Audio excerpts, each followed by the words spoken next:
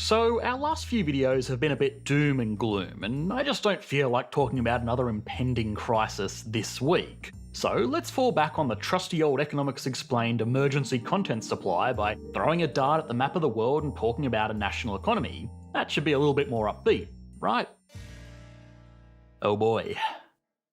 This is Spain, the fourth largest economy in the Eurozone, which up until recently has been an unlikely champion of sustained growth in the region. On the surface, Spain has a lot of the credentials that we would like to see in a solid advanced economy. A strong tourism industry, a healthy portfolio of multinational corporations, a relatively stable system of government, and a geographical position in the world that is extremely peaceful and accessible to other prosperous countries to do business with. But unfortunately, there might be some major factors that are holding this country back from truly being able to capitalise on these advantages. Spain was one of the hardest hit nations in the fallout of the 2008 global financial crisis, and today it has again been hit particularly hard by the fallout of the coronavirus, both directly as a health crisis and indirectly as an economic crisis. This hit came just as the nation was finding its feet again, only this time it could genuinely be a more precarious financial situation, with much more debt and much less options available to them today than back 13 years ago.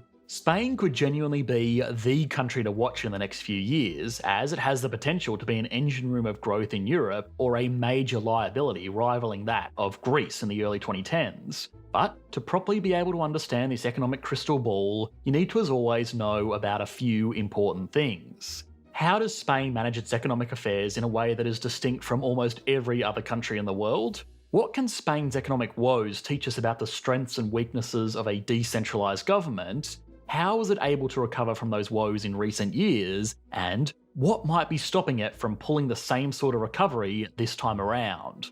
Oh, and of course, once we understand all of that, we will as always put Spain on the Economics Explained national leaderboard. This video was brought to you by Trends. With Trends, you can learn about radical ideas and emerging technologies long before others read about them in the Wall Street Journal. Stay tuned until the end to learn more, or see what all the hype is about by claiming your 1-week trial of Trends, or for just $1 by going to trends.co/EE. Again, that's trends.co/EE.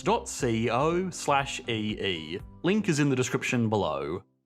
Now, to look at the economy of Spain as a national economy is actually a bit counterproductive, because it really is best understood as a collection of autonomous regions that just also happen to fall under the same flag, and that really isn't too much of an exaggeration. Federations, or countries that are made up of separately governed states, are nothing new. Statistically speaking, you are watching this video from such a nation, be it Australia, Canada, India, Switzerland, or, yes of course, the United States of America.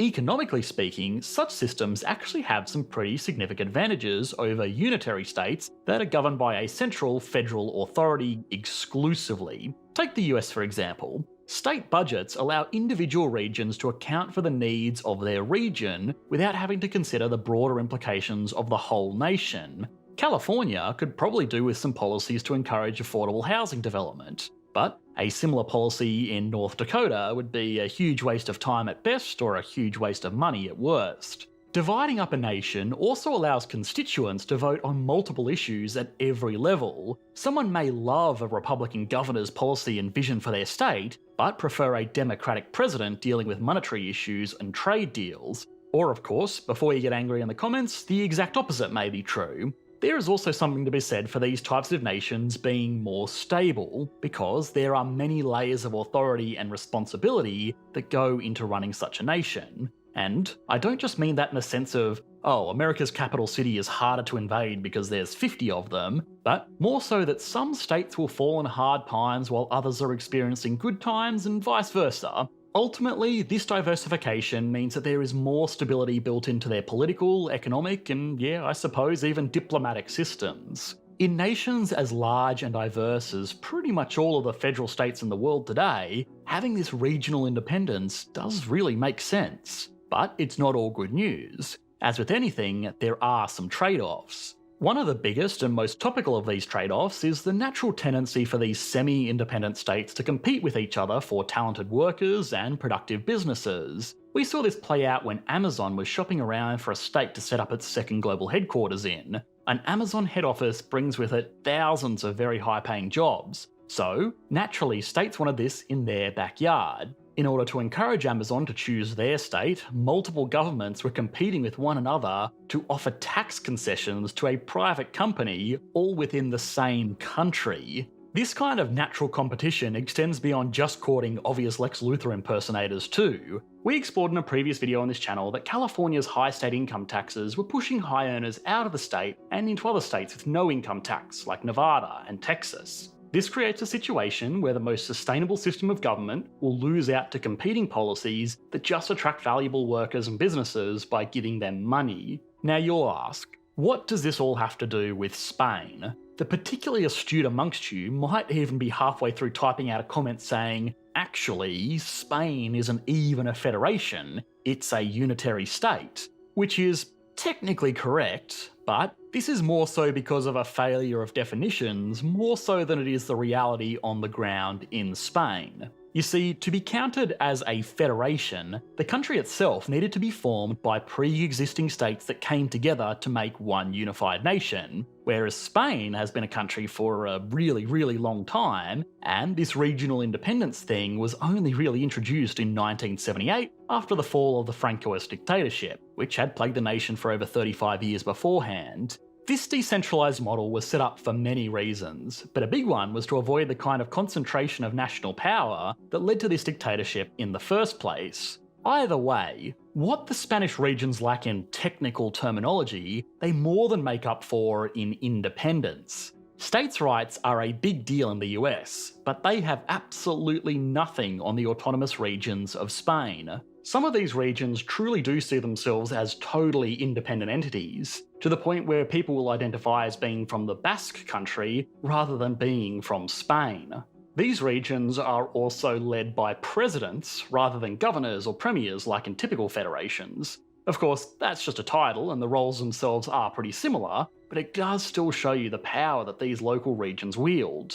This extreme level of independence also extends to their economies, which of course it does, and that's why we're here, right? Comparing this back to the US again, even the states with the highest income taxes in America will only be collecting and utilising about 15% of total individual tax revenue. And that's on the high side, because of course it can be as low as 0% in certain states. In Spain, taxes are collected centrally, but 50% of this tax revenue is then handed back to these regions. Now, I don't want to go too far into the political science side of this debate, but purely in terms of the economy, this regional independence has probably pushed the balance of responsibility and authority too far beyond the point where there are tangible benefits like the ones that we were exploring earlier, and really only acts to create a lot of frictions in the way that the government was run. The classic example of this was what created the housing bubble in the lead up to 2008.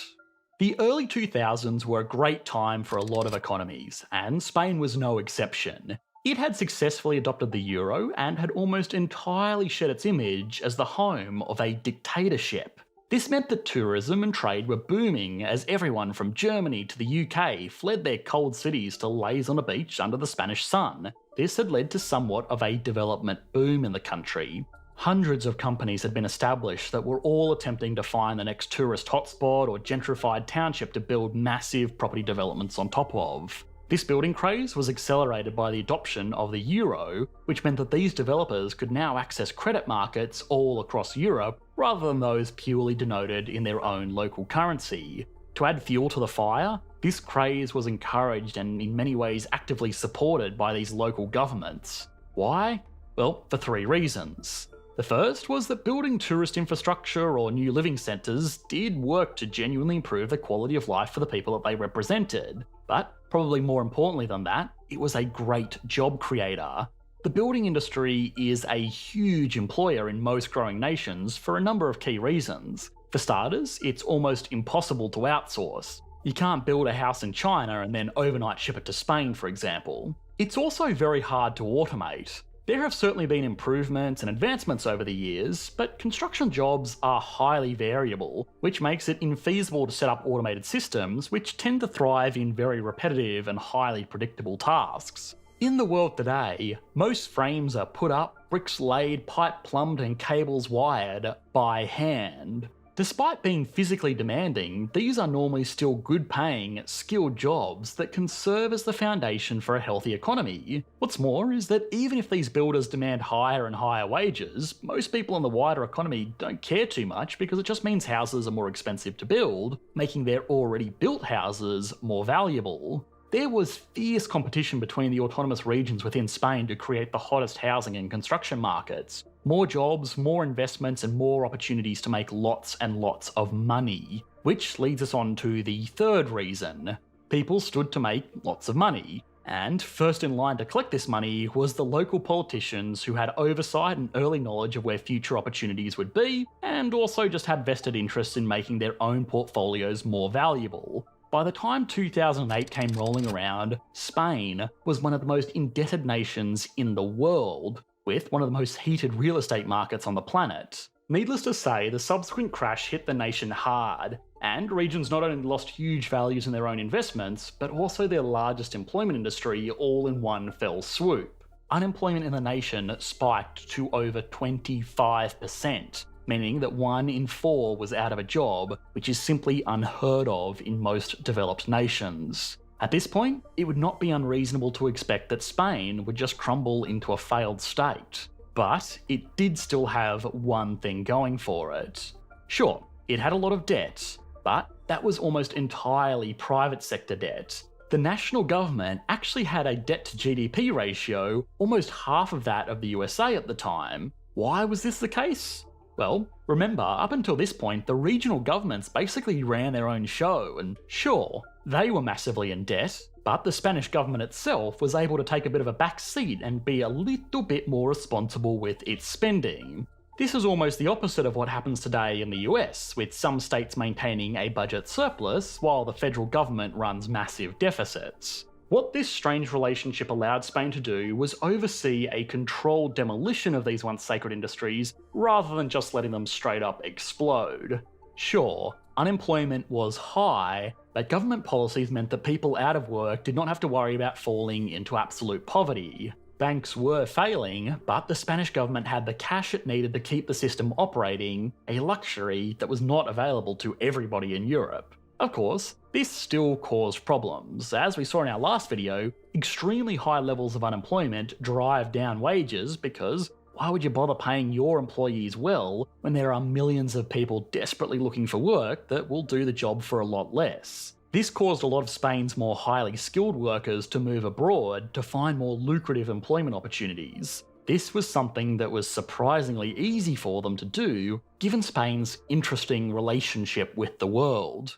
Joining the European Union has overwhelmingly been a positive decision for Spain, but it does have its drawbacks. The free exchange of labour across borders has meant that highly skilled Spanish citizens can easily move abroad to countries like France, Germany, the Netherlands, and up until recently the UK, where their skills will be more lucratively compensated. This close relationship status does not extend just to the EU either. It's not considered as often in the modern day, but Spain was once a major colonial power just the same as the UK. And just like the UK with the Commonwealth, Spain has worked to maintain these relationships with organisations like the OEI, or Organisation of Ibero-American States. The acronym doesn't work in English. Anyway, this organisation is headquartered in Spain and looks to create a sense of unity between Spanish and Portuguese-speaking nations all across the world. Doesn't always work out, of course, but it is there, and it does mean that Spain is surprisingly well connected to a lot of countries across the globe. In fact, Spain is equally recognised by the World Bank as the easiest country to trade with, due partly to its geography, but primarily thanks to the relationships it has fostered all across the world. But this comes at a price, and it might be something that is going to be paid in the recovery from COVID. Spain, as with many European nations, was particularly hard hit by the early waves of the coronavirus and continues to struggle with the pandemic to this day. To date, it is one of the most heavily impacted advanced nations in the world. This was a real problem for Spain because, unlike in the early 2000s, its economy had slowly shifted to be reliant on tourism and trade. So, yet again, it had bet big on the worst possible industries to be in at the worst possible time. Now, unlike in 2008, the Spanish government may not have the same financial firepower and reserve because the growth of the past